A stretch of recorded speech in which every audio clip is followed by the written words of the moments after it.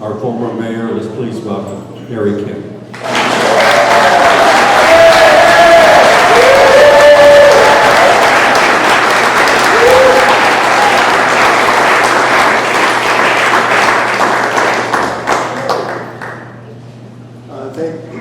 Thank you. I got a hoarse voice here.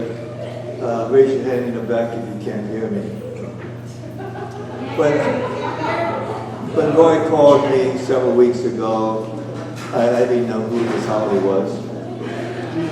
He asked to meet with me, and I said, said he was running for council, he was running for the Puna district, this district, and I told him, I don't vote in Puna. I'm a Puna boy, but I reside in Hilo.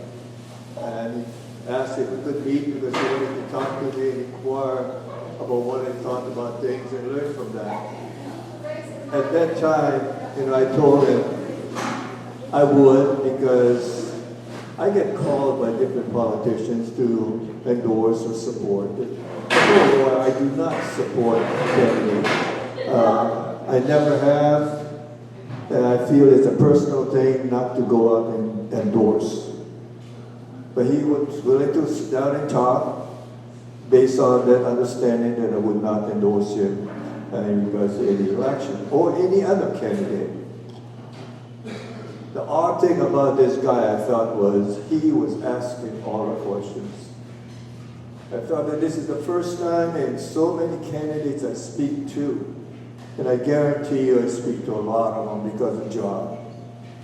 And this man truly wanted to learn, and I felt most important that this man truly cared. And of all the character traits that I think we should all look for, is somebody who really cared, and cared for the community, and you as part of the community. I want to tell you a story about Maui, because look around, you look at the space you've got. Several months ago, people from Maui and Molokai called to see if I would come to Maui and speak to them. They would get the community associations. At that time, they said 8 community associations, and then go to Molokai because they were having a function. And the whole object of that visit was to listen to them and hear about their lifestyle. And this is what I'm asking Roy to remember the word lifestyle of what we want. I'm looking at my 3 brothers out here, and all the people that can understand what I'm talking about, it is of those 3 people. Now project yourself, we in Maui and Molokai. These are people from the university, professional people, of attorneys, business people, laborers, and whatever. And immediately I sensed a real sense of sadness among them, of their lifestyle. Hard-working, good people.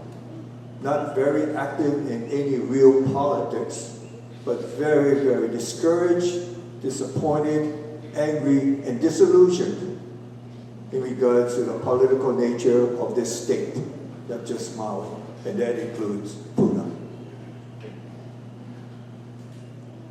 We were in the parking lot waiting for dinner, lunch rather, and here came this car.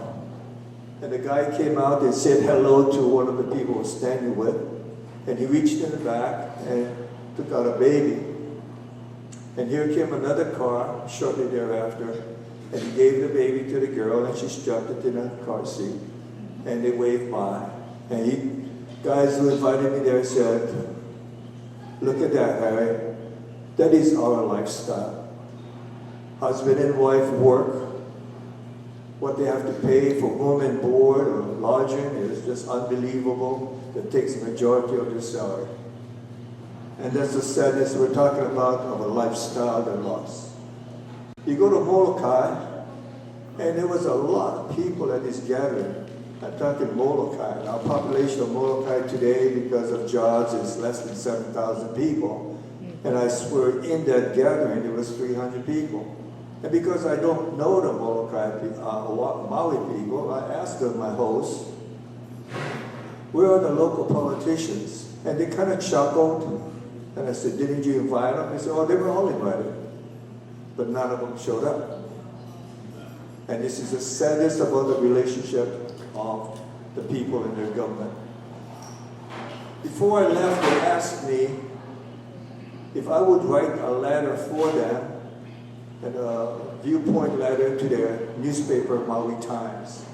I said, you want me to write about what? Just about what you saw, what you felt, and what you think. And he sent it to us, and go talk to the Maui Times, they'll print it, which they did. And this is 2 paragraphs of which I will read to you, and the importance of this election.